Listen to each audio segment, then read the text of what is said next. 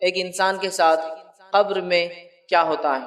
اللہ رب العزت نے موت اور اس کا تذکرہ اپنی کتاب میں، نبی اکرم صلی اللہ علیہ وسلم نے احادیث کے اندر، اقوال صحابہ اور تابعین تبع تابعین بکثرت موت کے تعلق سے ہمیں تذکرے ملتے ہیں، کیونکہ موت ایک ایسی حقیقت ہے جس سے دنیا کے کسی انسان کو، چاہے کسی مذہب، رنگ اور نسل اور دین اور فرقے کو ماننے والا ہو، یہ ایک ایسی متفق چیز ہے، یہ ایک ایسی چیز ہے جس پر سارے کے سارے اتفاق رکھتے ہیں، یونائٹڈ ہے کہ موت آنی ہے، چاہے وہ کسی مذہب، کسی دھرم، کسی پنتھ، کسی فرقے یا کسی رنگ اور نسل سے تعلق رکھتا ہو۔ ایسا آپ کو کبھی سننے میں نہیں آئے گا کہ یہ لوگ موت پر اعتماد نہیں کرتے، یا موت پر بھروسہ نہیں کرتے، یا موت کا ان کے پاس کوئی تصور نہیں ہے، یا موت کا معاملہ نہیں ہے۔ اس چیز میں اختلاف ملے گا کہ رب ایک ہے، دو ہے، تین ہے یا سینکڑوں ہیں۔ اس چیز میں بھی اختلاف ملے گا کہ فلاں انبیاء ہے یا نہیں ہے، اس میں اختلاف۔ اس چیز میں اختلاف ملے گا کہ نیکی اور بدی کیا ہے، حرام اور حلال کیا ہے، لیکن اس چیز میں کسی کو اختلاف نہیں ہے، موت ایک اٹل حقیقت ہے اور انسان کو اس مرحلے سے گزرنا ہے، اس لیے کہ جو ذی نفس ہوتا ہے، پیدا ہوتا ہے، اس کو اس کی نفس پھر ختم ہوتی ہے، وہ خاتمے کو موت کہا جاتا ہے عربی زبان کے اندر۔ مرنا جس کو کہیں گے عام زبان میں اردو زبان میں جس طرح ہم کہتے ہیں، یا مرتیو کہتے ہیں کہ انسان مر جاتا ہے، ختم ہو جاتا ہے، فنا ہو جاتا ہے، تو جو پیدا ہوا اسے ختم ہونا ہے، اس چیز پر سبھی کا جو اتفاق ہے۔ اسلام ایک ایسا عالمی دین ہے جس نے انسانوں کے تمام سوالات کے جواب دیے۔ یہ وہ دین ہے جو انسانوں کو تعلیم دیتا ہے کہ تم دنیا میں کیوں آئے ہو، یہ وہ دین ہے جو یہ تعلیم دیتا ہے کہ تمہیں کیا کرنا ہے اس دنیا میں، یہ وہ دین ہے جو یہ بتاتا ہے کہ تم مرنے کے بعد کہاں جانے والے ہو، اور یہ وہ دین ہے جو بتاتا ہے کہ مرنے کے بعد تمہارے ساتھ کیا ہونے والا دوبارہ اٹھنے کے بعد، یہ وہ دین ہے بتاتا ہے کہ اچھے کرم، اچھے کام، نیکی کرنے والوں کا کیا انجام ہوگا، یہ وہ دین ہے جو بتاتا ہے کہ برے کرم، سو کرم، برے کام کرنے کا نتیجہ کیا ہوگا، گناہ اور معصیت والے کہاں جائیں گے اور کیا سلوک ہوگا۔ تو گویا اسلام وہ دین ہے جس نے پیدائش سے لے کر موت تک، موت کے بعد اٹھائے جانے کو اور اس کے بعد کے تمام مرحلے کو اپنے ماننے والے کو بتفصیل ڈسکس کیے، بتفصیل بیان کیے کہ اے لوگوں، یہ ہے تمہارا معاملہ، اور اس کی ساری تعلیمات، اس کا سارا جو کچھ اس نے کہا ہے، یہ ساری انسانیت کے لیے۔ اسلام کوئی ایک ایسا دین یا مذہب نہیں ہے جو کسی مذہب یا جاتی یا رنگ یا نسل یا قوم کے لیے آیا ہے، یہ وہ دین ہے جو ساری انسانیت کے لیے آیا ہے۔ اور تین اہم سوال جس کو انسان بار بار اٹھاتے رہے ہیں اور آج بھی یہ سوال انسان کو چبھتے ہیں، اس کا جواب اسے نہیں مل پاتا، اسلام نے ان سوالات کے مفصل جواب دیے۔ پہلا سوال، ہم کہاں سے آئے ہیں؟ دوسرا سوال، ہم کیوں آئے ہیں اس دنیا کے اندر، کیا مقصد ہے؟ تیسرا سوال، اس دنیا کے بعد کیا ہونے والا ہے آخر؟ کیا ہم مر کھپ جائیں گے اور مٹی بن جائیں گے؟ کیا ہمارے کرموں کے حساب سے ہم دوبارہ اٹھائے جائیں گے یا نہیں اٹھائے جائیں گے؟ کیا ہونے والا ہے؟ یا پھر سب اٹھ کے سیدھے جنت میں، سورگ میں چلے جائیں گے، یا نرک جیسی یا جہنم جیسی کوئی چیز بھی ہے جس میں گناہگار اور سزا یافتہ لوگوں کو سزا ملے گی؟ تو اسلام کلیئر کٹ بہت ہی واضح انداز میں جواب دیتا ہے، ہم اللہ رب العزت کی طرف سے دنیا میں بھیجے گئے ہیں۔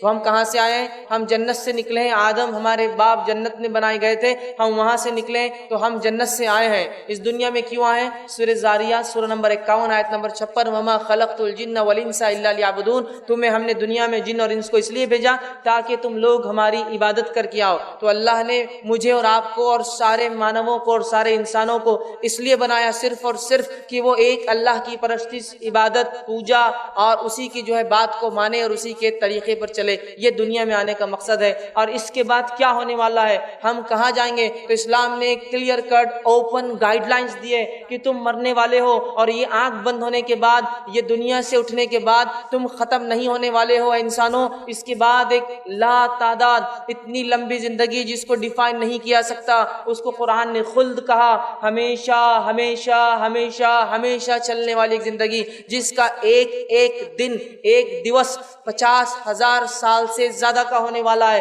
تو ویسی زندگی میں ہر انسان کو قدم رکھنا ہے، اس کے اعمال کے اعتبار سے وہ 50,000 سال کے ایک ایک دن میں فائدہ، مزے، عیش اور نعمتیں اٹھائیں گا، اور اگر یہاں برے کرم اور غلط کام کر کے گیا تو اس زندگی میں یاتنائیں، کٹھنائیاں، تکلیفیں، اذیتیں، دردناک عذاب کا اسے سامنا کرنا پڑے گا۔ تو اسلام نے ہر سوال جو انسانی ذہن میں اٹھتا ہے اس کے بنانے کے تعلق سے، اس کے بنانے والے کے تعلق سے، اس کے دنیا میں آنے کے تعلق سے، اس کے دنیا سے جانے کے تعلق سے، اور دوبارہ اٹھنے کے بعد کیا ہونے والا ہے، بہت واضح گائیڈ لائنز، کلیئر رہنما اصول، نصیحتیں، دلائل پیش کر دی۔ یاد رکھیے اللہ رب العزت آئیے ہماری موت کا خاکہ اپنی کتاب میں کھینچتا ہے، اور کیا ہی خوب فرماتا ہے۔ سورہ مومنون سورہ نمبر 23 آیت نمبر 99 اور 100 اللہ فرماتا ہے حتی اذا جاء احدهم الموت قال رب ارجعون لعلی اعمل صالحا فیما ترک۔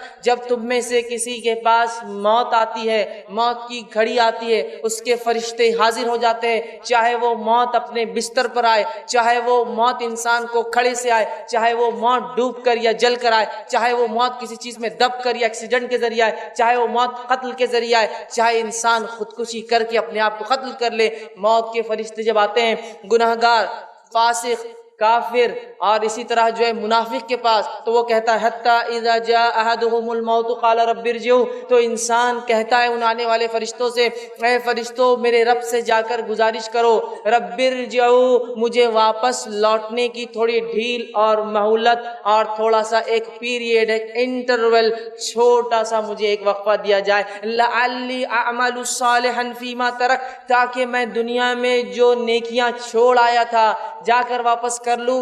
اگر آستھاوار نہ تھا، ایمان والا نہ تھا، تو آستھا لالوں، ایمان لالوں ایک ستیہ ایشور ہمارے بنانے والے پر، اور اگر گناہگار تھا، ایمان والا تو تھا، تو مہلت مانگیں گا کہ کچھ پنیہ کے اور نیک کام کر کے میں آ جاؤں، تھوڑی سی مجھے ڈھیل اور سہولت اور مہلت دے دی جائے، تو وہ کہیں گا لعلی اعمل صالحا فیما ترک، کہ مجھے تھوڑی سی ڈھیل اور مہلت دی جائے تاکہ نیکیاں جو چھوڑ آیا ہوں پھر کر لوں۔ کلا انہ کلمۃ هو قائلها، رب العزت کی طرف سے وہ فرشتے جواب لے کر آتے ہیں، اے اللہ تیرا بندہ ایک مہلت مانگتا ہے، ڈھیل مانگتا ہے، چھوٹ مانگتا ہے، کیا کیا جائے؟ اللہ جواب دیتا ہے کلا، ہرگز ایسا نہیں ہوگا، انہ کلمۃ هو قائلها، تو دنیا میں عادی تھا اس بات کا،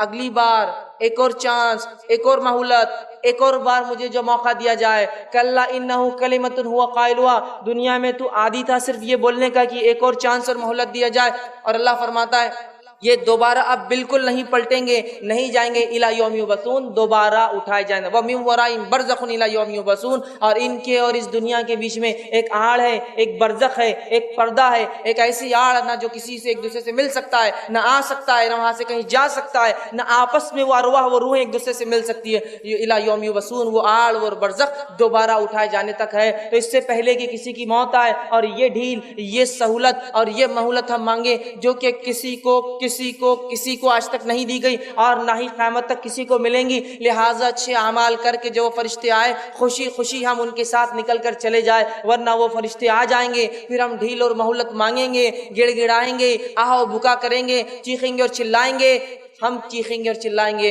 لیکن سارے لوگ موت اور میت ہے کہہ کر سمجھ نہیں پائیں گے، لیکن وہ میت، وہ مرنے والا خوب گڑ گڑائیں گا، آہو بکا کریں گا۔ اللہ رب العزت نے اس بات کو سورہ قاف سورہ نمبر 50 آیت نمبر 19 میں یوں دہرا فرمایا وَجَاءَتْ سَكْرَةُ الْمَوْتِ بِالْحَقِّ، اور موت کی سکرات، موت کی سختیاں حق کو لے کر آ پہنچی ہے، اب غائب کے دروازے کھل چکے ہیں، فرشتے نظر آنے لگے ہیں اور غائب کی دنیا دکھ رہی ہے، فرشتے اپنی جماعت کے ساتھ آئے ہیں، ملک الموت اس روح کو لینے آئے ہیں، جیسے اس کے اعمال ہوں گے ملک الموت اپنا چہرہ اور ساتھ لانے والے اپنے ساتھیوں کے چہرے خوشنما اور بدنما اس کے اعتبار سے آئیں گے، اور آ کر اس شخص کی سخت گرفت کریں گے، پکڑیں گے، اور اس کے اعمال کے اعتبار سے وہیں سے اس کو سزا یا جزا کا ایک مرحلہ شروع ہو جائے گا کہ جو ہے کافر تھا وہیں سے مار پیٹ، اور قرآن کہتا ہے تھپڑ رسید کریں گے فرشتے اس کو، اس کے پیٹ پر، اس کے چہروں اور گالوں کے اوپر، اور وہیں نیکوکار ہوں گا، اس کو خوشخبریاں سنائی جائیں گی، اس کی روح مچلیں گی کہ کاش میں جلدی نکل جاؤں، اس لیے کہ فرشتے جو خوشخبری سنا رہے ہیں وہ میرے لیے ہے، اور میرے رب نے میرے لیے اتنی ساری نعمتیں اٹھا رکھی ہے، وہ نکلنے کو بہرحال تڑپیں گا۔ تو یاد رکھیے موت کی سختیاں حق کو لے کر آ پہنچی۔ قرآن کہہ رہا ہے وجات سکرت موت بالحق، موت کی سکرات نزع کی کیفیت حق کو لے کر آ گئی اور حق اس کے سامنے واضح ہو جاتا ہے۔ انسان جو دنیا میں جیتا ہے اور شروعات سے لے کر خاتمے 4 مرحلے میں زندگی کو گزارتا ہے۔ پہلا مرحلہ عالم ارواح، جب پیدائش سے پہلے میں جہاں تھا اور آپ جہاں تھے۔ دوسرا مرحلہ یہ دنیا کی زندگی جس میں میں اور آپ گزر رہے ہیں اور جتنے مجھے سن رہے ہیں اور جتنے انسان ابھی زندہ ہیں گزر رہے ہیں۔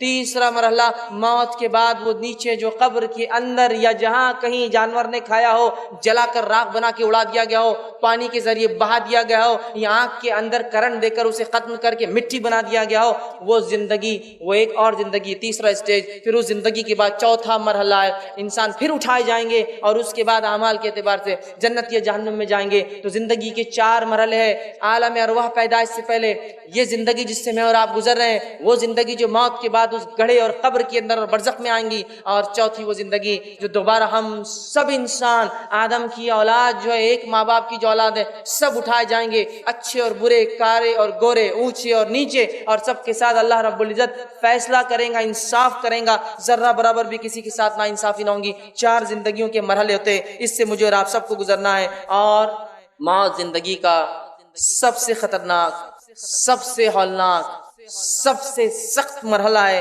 جس سے انسان گزرتا ہے۔ یہ پیدائش کے مرحلوں سے بھی کئی درجے زیادہ سخت جو ہے ایک مرحلہ ہے، اور اتنا سخت مرحلہ ہے کہ جس کی کوئی حد نہیں یاد رکھیے۔ اور موت ایک ایسی حقیقت ہے جس سے کسی کو انکار نہیں۔ اللہ رب العزت نے سورہ آل عمران سورہ نمبر 3 آیت میں 185 میں فرمایا کل نفس ذائقۃ الموت، ہر نفس کو، جو بھی نفس ہے اسے موت کا مزہ ایک نہ ایک دن چکھنا ہے، اور لوٹ کر ہم سب کو اپنے رب کے پاس جانا ہے۔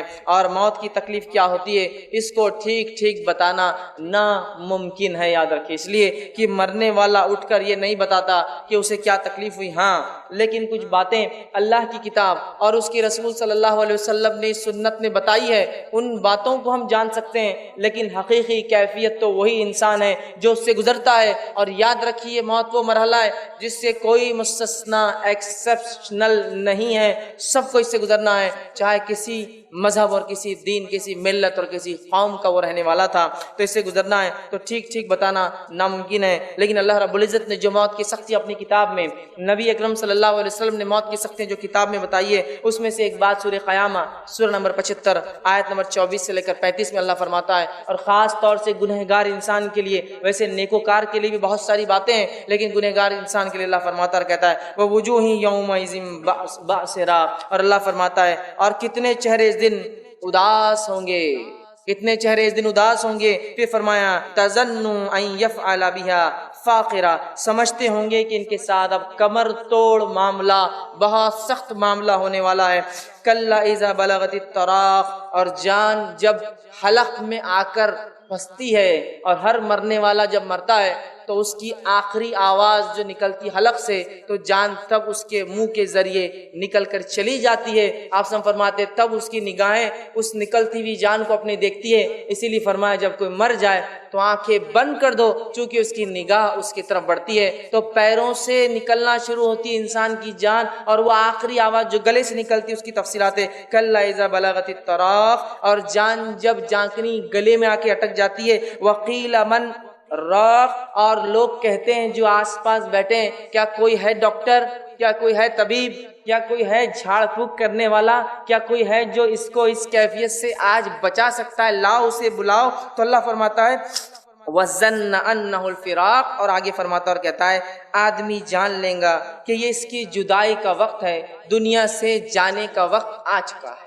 جیسا انسان دنیا میں آتا ہے تو ایک سمجھ کے بعد اسے یہ بات واضح ہو جاتی ہے کہ دنیا کی زندگی مجھے گزارنا ہے، لیکن موت ایک ایسی گھڑی ہے جب انسان جان لے گا کہ اس کا جانے کا وقت آ چکا ہے۔ اللہ نے فرمایا وَتَفَّتِ السَّاقُ بِالسَّاقِ، اور پنڈلیوں سے پنڈلیاں آدمی رگڑے گا۔ یہ وہ شدید تکلیف کا بیان ہے جو موت کے وقت ہر انسان کو برداشت کرنا پڑتی ہے، چاہے موت کسی بھی حالت میں آئے۔ اگر آپ نے کسی کی موت کو کبھی دیکھا ہو تو پنڈلیاں وہ خوب رگڑتا ہے، اس لیے کہ یہ بڑا تکلیف دہ مرحلہ ہوتا ہے. تو جب گلے تک جو آواز آ جاتی ہے اور لوگ چلاتے ہیں آس پاس والے، کوئی ہے آؤ دیکھو بلاؤ علاج کرو، اور جب پنڈلیوں سے پنڈلیاں رگڑتی ہے، الی ربک یومئذ المساق، اور آج تیرے رب کی طرف چلنے کا وقت آ گیا. فرشتے بولتے اب کوئی فائدہ نہیں، کوئی طبیب، کوئی معالج، کوئی ڈاکٹر، کوئی جھاڑ پھونک، کچھ نہیں، اب تمہارے رب کے پاس لوٹنے کا تمہارا وقت ہے. فلا صدق ولا صلی، نہ تو نے دنیا میں صدقات کیے نہ نماز قائم کی، ولکن کذب وتولی، یہ گناہگار انسان کے تعلق سے بات ہو رہی ہے، اور تو نے نہ صدقات دیا نہ نماز قائم کی. ولکن کذب وتولی، اور تیرے سامنے انبیاء نے آ کر باتیں رکھی، تیرے سامنے آ کر اس کے صحابہ نے، تابعین اور نیک لوگوں نے باتیں سنائی، واعظ اور نصیحت کی، لیکن تو نے کیا کیا؟ ولیکن کذب وتولی، سب کو جھٹلا کر منہ پھیر کے تکبر کے ساتھ چلنے لگا. دیکھا جائے گا جب موت آئیں گی تو دیکھا جائے گا کیا ہوگا. تو اللہ نے فرمایا ولیکن کذب وتولی، تو پلٹ گیا، تو نے اپنا چہرہ پھیر لیا اور منہ پھیر کر چلا گیا. تو یاد رکھیے موت کب آئیں گی ہم نہیں جانتے، لیکن اس بات کو پلے باندھ لیجئے کہ زندگی کا کوئی بھروسہ نہیں ہے، موت کا بھروسہ ہے. لوگ کہتے ہیں موت کا کوئی بھروسہ نہیں ہے، زندگی کا ہے. میں کہتا ہوں زندگی کا کوئی بھروسہ نہیں ہے، کب ہاتھ چھوڑے اور نکل جائے. ہاں موت یقینی ہے، جی لے جتنا جینا ہے، 1000 سال، 10,000 سال، لاکھ سال، 10 لاکھ سال، لیکن الٹیمیٹلی تیرا ڈیسٹینیشن تجھے واپس آنا ہے. لیکن موت جو ہے حق ہے، یاد رکھیے. لوگ کہتے ہیں زندگی کا کیا بھروسہ، یاد رکھیے بات صحیح ہے، موت حقیقت ہے، زندگی کا نہیں. ورنہ لوگ کہتے ہیں موت کا کیا بھروسہ، موت کا بالکل بھائی بھروسہ ہے، جتنا بھی جی لو. عمرو بن عاص رضی اللہ عنہ کے تعلق سے آتا ہے، صحابی رسول ہے. ایک مرتبہ کہنے لگے مجھے لوگوں پر تعجب ہوتا ہے جب موت کا وقت قریب آتا ہے تو بیان کیوں نہیں کرتے کیفیتیں، کیا ہوتا ہے کیوں نہیں سمجھاتے ہیں. تو ایک مرتبہ جب ان کی موت کا وقت قریب آیا، عبداللہ رضی اللہ عنہما کو کسی نے کہا کہ عمرو بن عاص کی موت کا وقت قریب ہے، آپ جائیے. وہ پہنچے اور کہا عمرو تم کہا کرتے تھے کہ لوگ کیوں نہیں بتاتے موت کے وقت کیا ہوتا ہے ان کے ساتھ، اب تمہاری موت کا وقت قریب ہے، چلو تم ہی بتا دو. تم کہا کرتے تھے نا کہ کیا ہوگا، چلو بتا دو. تو عمرو بن عاص رضی اللہ عنہ صحابی رسول کے الفاظ سنی موت کے قریب، فرماتے اور کہتے ہیں مجھے ایسا لگتا ہے، میری کیفیت یہ ہے کہ آسمان زمین پر ٹوٹ پڑا ہے. آسمان زمین پر گرنے سے جو کیفیت ہوں گی تو میری تکلیف ایسی ہے جیسے آسمان زمین پر ٹوٹ پڑا ہے، میں اس کے بیچ میں زمین اور آسمان کے پس رہا ہوں، یہ میری تکلیف ہے. اور میری گردن پہ لگتا ہے کسی نے پہاڑ رکھ دیا ہے، اس شدید تکلیف میری گردن میں پہاڑ رکھا ہوا ہے. اور جو ہے میرے پیٹ میں لگتا ہے کسی نے کھجور کے کانٹے بھر دیے جو بہت لمبے اور سخت ہوتے ہیں. اور ایسا لگتا ہے میری سانس سوئی کے ناکے، سوئی کا سوراخ ہوتا ہے نا، ایسا لگتا ہے سانس لینے میں اتنی شدید تکلیف ہے جیسا سوئی کے ناکے سے ہوا آ رہی ہے اور جا رہی ہے. شداد بن اوس رضی اللہ عنہ یہ ایک صحابی رسول تھے، یہ موت کی کیفیت کو فرمایا کرتے تھے اور کہتے تھے کہ موت کا لمحہ دنیا اور آخرت کی تمام ہولناکیوں سے زیادہ خطرناک ہے. موت کا لمحہ دنیا اور آخرت کی تمام ہولناکیوں سے زیادہ خطرناک ہے. اور فرمایا کرتے تھے کہ اس کی ہولناکی ایسی ہے کہ یہ آروں کے چیرنے سے زیادہ سخت ہے. کسی زندہ انسان کو آرے سے چیرے اور اس کو موت نہ آئے تو کیسی تکلیف ہوں گی، تو وہ کہتے ہیں آروں سے چیرنے سے زیادہ سخت ہے، اذیت ناک ہے. اور قینچیوں سے کاٹنے سے زیادہ سخت ہے کہ زندہ انسان کو قینچی سے کوئی کاٹ دے اور اگر موت نہ آئے تو کیسی تکلیف ہوں گی، تو قینچیوں سے کاٹنے سے زیادہ سخت ہے.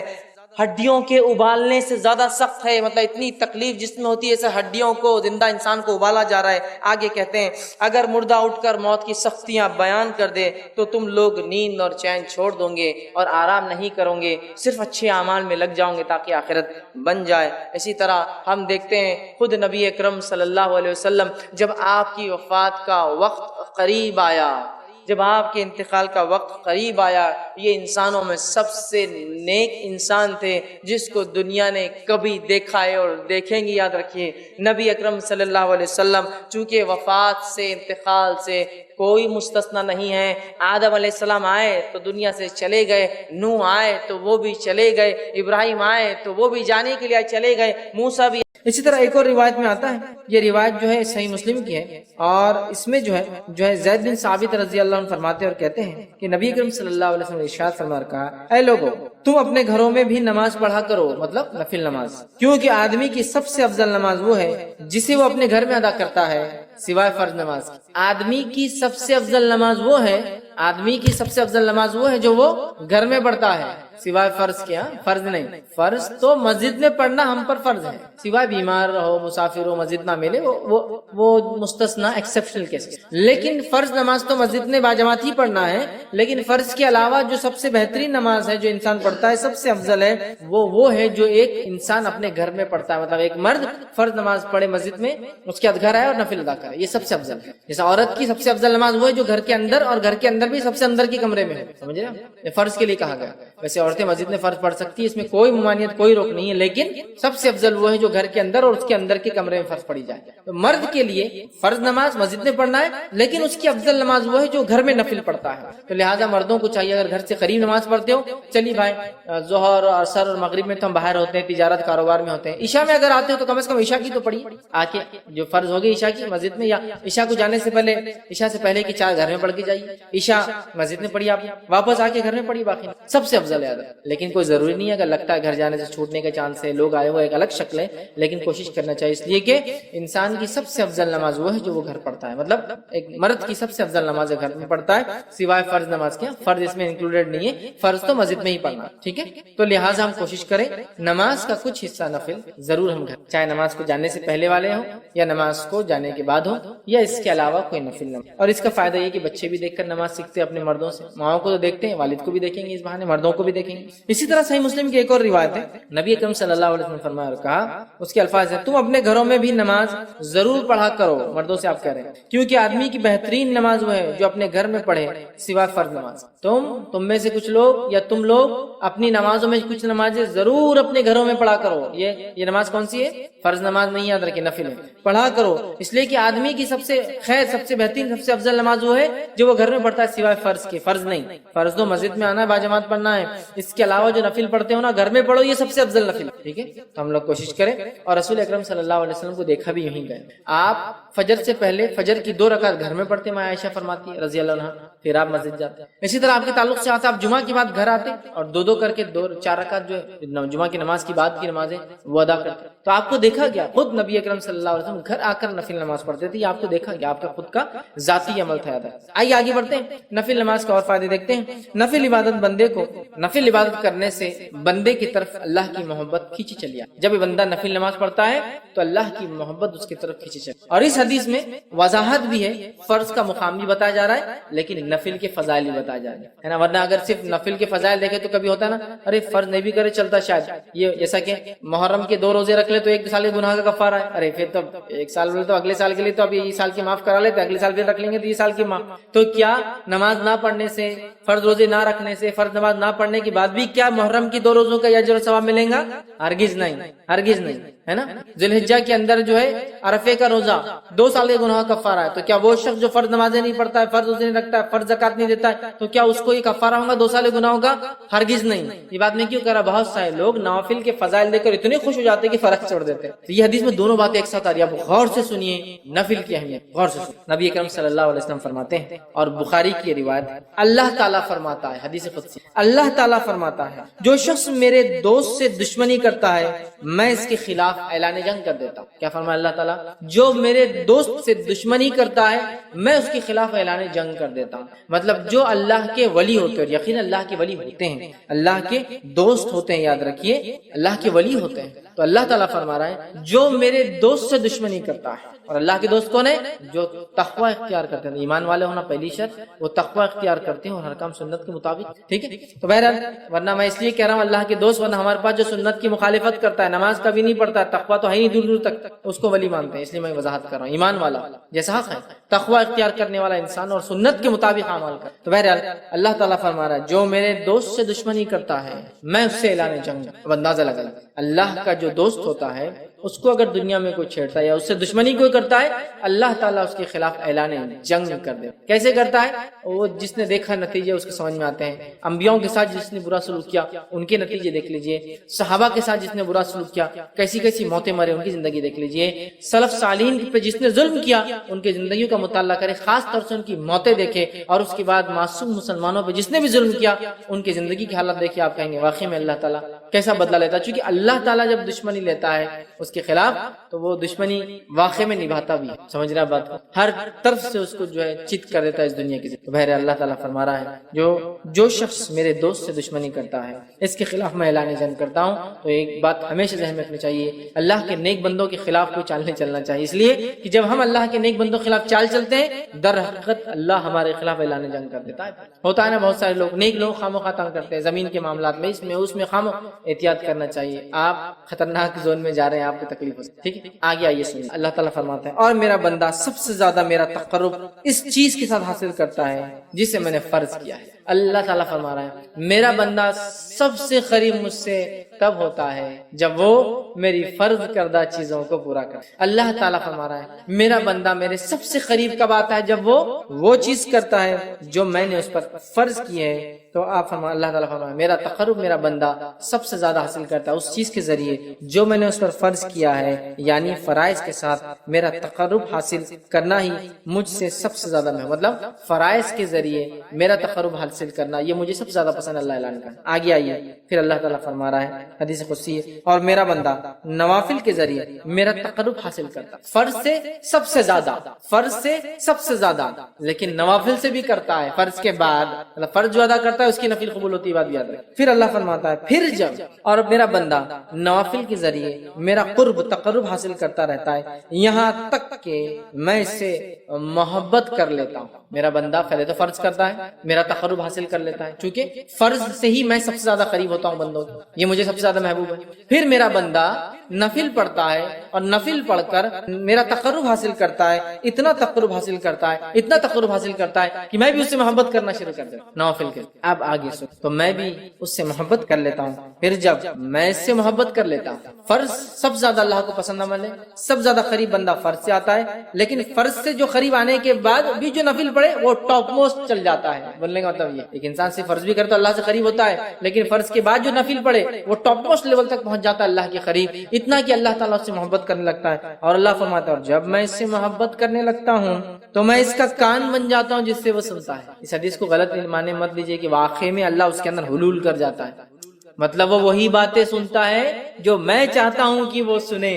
کوئی غلط بات نہیں سنتا. اللہ فرماتا میں اس کا کان بن جاتا ہوں جس سے وہ سنتا ہے، اس کی آنکھ بن جاتا ہوں جس سے وہ دیکھتا ہے، اس کی آنکھ بن جاتا ہوں جس سے وہ دیکھتا ہے. عثمان بن عفان رضی اللہ عنہ فرمایا کرتے تھے کہ مومن کی فراست اس کی نظروں سے بچا کرو، اس لیے کہ مومن جو ہوتا ہے نا اس کی آنکھوں سے چیزوں کو پہچان لیتا ہے. بہت سارے سلف کے واقعات ہیں، لوگوں کو چہروں کو ان کے حالات دیکھ کر پہچان لیتے تھے کیا پرابلم ہے، اس لیے نہیں کہ ان کو غائب کرتا نعوذ باللہ، لیکن اللہ تعالیٰ نے ان کو وہ صلاحیت دے دی. ہوتا ہے نا لوگ بولتے رہے ڈاکٹر ہاتھ لگا دے تشخیص کر لیتا ہے، چہرہ دیکھتے انہوں نے پہچان لیا کیا ہوگا، یا سوال کرتے دیکھو جواب وہی آیا جو سوال تھا، حالانکہ اس میں یہ بات نہیں کہی گئی تھی. یہ ساری چیز ٹھیک ہے. تو یہاں دیکھیے اللہ کے رسول صلی اللہ علیہ وسلم کیا فرما رہے ہیں کہ اللہ تعالیٰ فرما رہا ہے میں اس کی آنکھ بن جاتا ہوں جس سے وہ دیکھتا ہے، اس کا ہاتھ بن جاتا ہوں جس کے ذریعے وہ پکڑتا ہے. مطلب وہی دیکھتا ہے جو اللہ چاہتا ہے، وہی سنتا ہے جو اللہ چاہتا ہے، وہی پکڑتا ہے جو اللہ چاہتا ہے. مطلب مومن ہر وہ کام نفل کے ذریعے اللہ سے محبت حاصل کر کے اللہ اس کے ریٹرن میں اس کو ہر وہ چیز کرواتا ہے جو اس کا رب اس سے صرف پسند کرتا ہے، اس کے علاوہ نہ کچھ سنتا ہے، نہ کچھ دیکھتا ہے، نہ کچھ پکڑتا ہے.